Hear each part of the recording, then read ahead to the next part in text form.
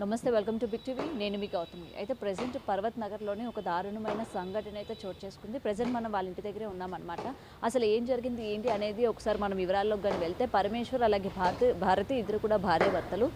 అయితే భర్తకి భార్య మీద అనుమానం ఉంది అని చెప్పి ఇక్కడ వినిపిస్తున్న వాదనలు అనమాట. అంటే ఎప్పుడు కూడా భార్యని అనుమానిస్తూ ఉంటారు. సో దీనికి సంబంధించి వాళ్ళిద్దరి మధ్య కూడా గతంలో కూడా చాలా వాగ్వాదాలు జరిగాయి.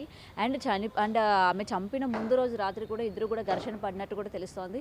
అయితే ఇలా కాదు అని చెప్పి భర్తని ఉరివేసి చంపినట్టు కూడా తెలుస్తోంది. అండ్ చార్జర్ వైర్ ఏదైతే ఉంటుందో ఆ యొక్క వైర్తోని కొడుకు యొక్క సహాయం తీసుకొని, అండ్ ఆ కొడుకు కూడా 15 ఏళ్ళు అన్న విషయం కూడా తెలుస్తుంది. అంటే భారతి అలాగే పరమేశ్వర్కి పాప బాబు అన్నట్టు కూడా తెలుస్తుంది అనమాట. సో బాబు సహాయం తీసుకొని ఆ భారతి ఏంటంటే హస్బెండ్ని చార్జర్ వైర్తోని ఉరివేసి చంపినట్టు కూడా తెలుస్తోంది. అయితే ఈ సంఘటన చూసిన కూతురు ఎవరైతే ఉన్నారో వెంటనే కూడా బంధువులకి ఫోన్ చేసి చెప్పడం కూడా తెలిసిందనమాట. అంటే అసలు ఏం జరిగింది ఏంటి, నాన్నకి ఏం జరిగింది అని వివరాలు అడిగేసరికి ఏంటంటే భార్య కవర్ చేయడానికి ఆయనకి ఏదో హెల్త్ ఇష్యూ వచ్చి హాస్పిటల్కి తీసుకెళ్తున్నట్టు సీన్ క్రియేట్ చేయడం కూడా ఇక్కడ తెలుస్తుంది అనమాట. సో ఇదంతా కూడా ఆ అమ్మాయి వెంటనే బంధువులకి ఇన్ఫామ్ చేయడం కూడా జరిగింది.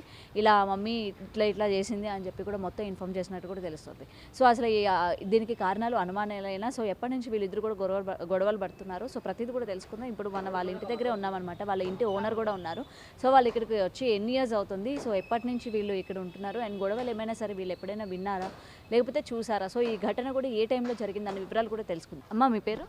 సుభద్ర. ఓకే, మీరేనమ్మా ఇంటి ఓనరు? ఎన్నాళ్ళ నుంచి ఉంటున్నారు వాళ్ళు? 2 నెలలు అవుతుంది. 2 నెలలే అవుతుంది. ఎప్పుడైనా సరే ఇద్దరు గొడవ పడ్డం కానీ అసలు ఏమీ తెలియదు. అసలు బాగుంటారు. ఆయన కూడా మంచి డ్రైవర్, మంచి జాబు. ఏమి గొడవ పడ్డది కూడా తెలియదు. ఆ రోజు కూడా మాకు తెలియదు. నైటు ఎప్పుడు ఏం జరిగిందో కూడా తెలియదు. జ్వరం వచ్చి మేము లోపలే ఉన్నాము, డోర్లు వేసుకొని ఆ పైన కిరాయికున్నాము ఉన్నది మేము ఉన్నాము. కానీ మాకు అసలు ఏమీ తెలియదు. వాళ్ళు వేసుకెళ్ళిపోయేటప్పుడు కూడా తెలియదు. పోలీసు వాళ్ళని రిటర్న్ తీసుకొని వచ్చింది అమ్మాయి. అప్పుడు చూసి అప్పుడు వాళ్ళు అంటే భారతీనే తీసుకొచ్చారా పోలీసుల్ని? కొడుకు భారతి ఇద్దరు వచ్చి.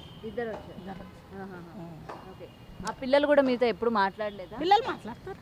పిల్లలు స్కూల్కి వెళ్ళిపోతారు. వాళ్ళు సాయంత్రం వస్తారు. అప్పుడు ఏదన్నా పని ఉంటే మాట్లాడతారు, లేకపోతే లేదు. వాళ్ళ కానీ ట్యూషన్కి వెళ్ళిపోతారు.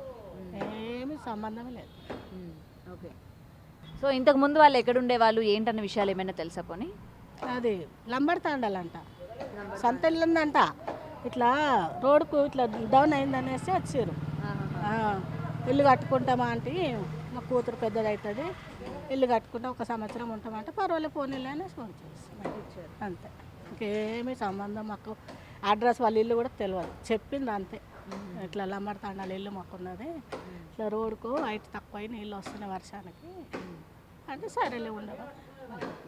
అంతేగాని నార్మల్గా ఎప్పుడు కూడా వాళ్ళిద్దరు గొడవ పడ్డం కానీ అసలు ఆయన ఎప్పుడు వస్తాడో ఎప్పుడు పోతాడో కూడా తెలియదు. ఆయన పాపం అసలు మాతో కూడా మాట్లాడడం, అస్సలు ఉన్నాడా లేడో తెలియదు. మధ్యాహ్నం 4 గంటలకు 3 గంటలకు పోతాడట. మేము పడుకున్నప్పుడు మళ్ళీ మార్నింగ్ 4 గంటలకు వస్తాడు. అంతే తప్ప మాకు ఏ విషయం ఆయన అసలు టచ్ కూడా లేదు. సో భారతి గారు అసలు ఇలాంటి దారుణం చేశారంటే మీరు నమ్ముతారా? అంటే చూసిన 2 నెలల్లోనే ఆమె ప్రవర్తన కానీ లేకపోతే అలాంటిది ఏమి లేదు. అసలు ఎప్పుడైనా గొడవ పడితే నేనే కాల్ చెప్పిస్తుంటి. అసలు ఏం గొడవ కూడా వాళ్ళు మీతో బాగానే ఉండేవాళ్ళ? బాగా అంటే ఇక ఆమె డ్యూటీకి వెళ్ళిపోయి 5 గంటలకు వర్క్ చేస్తుంది. బిగ్ బాస్లో ఏమో వచ్చేస్తుంది అంట, జొమాటోలో. ఆమె పొద్దున పోయి సాయంత్రం వస్తుంది. ఆమెకు మాకు టచ్ ఏమి లేదు. తెల్లారి పోలీసు వాళ్ళు వచ్చినప్పుడు మేము అనుకున్నాం ఏదో కార్వాయికి వచ్చారు అనుకున్నాం. తెలియదు, మాకు అస్సలు తెలియదు. ఇంటి ముంగులు ఉన్నాం. ఆ రాత్రికి మాకు ఈ రేకులు పడిపోయినాయి, అటు వెళ్ళిపోయినాం మా కోడలు వాళ్ళ ఇంటికి. తెలియదు అసలు ఏం జరిగిందో తెలియదు. అమ్మ నేను చూడలేదమ్మా అస్సలు. నేను పొద్దున్న పోతే గుడికి పోతాను, మధ్యాహ్నానికి వస్తా, సాయంకాలానికి వస్తా. అసలు ఆమె నేను చూడలేదు. వాళ్ళు ఎవరు ఏందని కొద్ది రోజులే, అదే 1 2 నెలలు వాళ్ళు వచ్చింది కూడా నాకు తెలియదు. నేను ఉండను ఇంట్లో. సో అయితే ఇదండి ఇప్పుడు మనం చూస్తున్నాం కదా ఇంటి ఓనర్ అలాగే కొంతమంది ఇక్కడ చుట్టుపక్కల వాళ్ళతో కూడా మాట్లాడిన తర్వాత తెలిసిన విషయాలు ఏంటంటే వాళ్ళు ఇక్కడికి వచ్చి 2 నెలలే అవుతుందని. ఇంతకుముందు వాళ్ళు ఏంటంటే తాండా పరిధిలోని ఉండేవాళ్ళు, అంటే అక్కడ వాళ్ళ ఓన్ హౌస్లో ఉండేవాళ్ళు అని కూడా చెప్తూ ఉన్నారు. ఓనర్ గారి మాటల్లో మనకి ఇప్పటివరకు తెలిసిన సమాచారం ఏంటంటే ఇదే అనమాట. అంటే వాళ్ళు ఓనర్ అక్కడ ఇల్లు బాగోకపోవడం అండ్ నీళ్లు రావడం, సో దాన్ని మేము కొత్తగా కట్టించుకుంటామని చెప్పి ఇక్కడికి రీసెంట్గా ఇక్కడికి రావడం కూడా జరిగిందంట. అండ్ ఎప్పుడూ కూడా వాళ్ళకి సంబంధించి గొడవలు కానీ లేకపోతే ఇలాగా అనుమానాస్పదంగా భర్త భార్యను కొట్టడం కానీ, సో ఇట్లాంటి ఇన్సిడెంట్స్ ఎప్పుడు కూడా మేము వినలేదు, కనీసం చూడలేదు అనే విషయం కూడా ఇక్కడ ఇంటి ఓనర్ అలాగే చుట్టుపక్కల వాళ్ళు కూడా చెప్తూ ఉన్నారు. ఇంకొకటి మనకి ఇక్కడ తెలుస్తుంది ఏంటంటే భర్త ఎప్పుడూ కూడా భార్యని హింసించేవాడు, అంటే అనుమానం పెట్టేవాడు. అండ్ దీనికి సంబంధించి ఆమె మాదాపూర్ థానాలో కూడా ఏంటంటే పలుమార్లు ఆమె అక్కడ ఫిర్యాదు చేసినట్టు కూడా తెలుస్తోంది. అంటే మాదాపూర్కి సంబంధించి అక్కడ పోలీస్ స్టేషన్లో కూడా ఆమె ఫిర్యాదు చేసినట్టు కూడా తెలుస్తుంది భర్త పైన, అంటే ఇలాగ అనుమానిస్తున్నాడని లేకపోతే ఇలాగ కొడుతున్న విషయం కానీ ఆమె అక్కడ పోలీస్ స్టేషన్లో కంప్లైంట్ ఇచ్చినట్టు కూడా తెలుస్తుంది.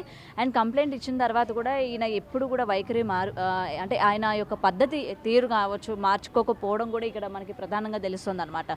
సో ఇందుకు సంబంధించి ఇంకా అది తీవ్ర స్థాయిలోకి చేరడం కూడా ఇక్కడ వన్ ఆఫ్ ద రీజన్స్ అన్ని కూడా తెలుస్తుంది.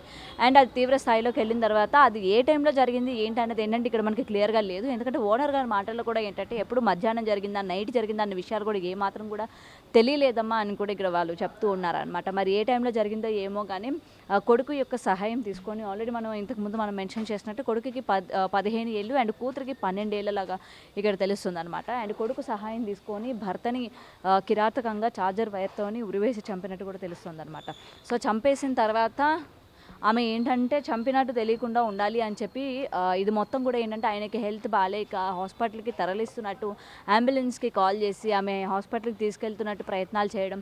అండ్ ఆ కూతురు ఏంటంటే అసలు వచ్చి ఆరా తీయడం కూడా జరిగిందంట ఇక్కడ. ఎందుకంటే అసలు ఏం జరిగింది ఏంటి, నాన్న ఎందుకని సడన్గా ఇలా పడిపోయారు ఏంటి అని చెప్పి ఆమెకి కొంచెం అనుమానం కూడా వచ్చినట్టు కూడా ఇక్కడ తెలుస్తుంది. సో వెంటనే బంధుమిత్రులకి కాల్స్ చేసి ఇట్లా చెప్పడం కూడా జరిగింది. అండ్ దాని తర్వాత బంధుమిత్రులు అందరూ కూడా ఇక్కడికి వచ్చి పోలీసులకి ఫిర్యాదు చేసినట్టు కూడా తెలుస్తుంది. అండ్ పోలీసులు వచ్చినంత వరకు కూడా వీళ్ళ ఇంట్లోని ఇలాంటి ఇన్సిడెంట్ జరిగిందన్న విషయం ఇక్కడ వీళ్ళకి తెలియదు అని కూడా ఇక్కడ క్లియర్గా మెన్షన్ చేస్తున్నారనమాట. అంటే ఏంటంటే ఇంత ఒక ఇంటి ఓనరు ఇంట్లో అసలు మనకి రెంటల్స్ ఏం జరుగుతుంది అసలు ఏం చేస్తున్నారు అన్న విషయాలు కూడా పట్టించుకోలేని పరిస్థితి అనమాట.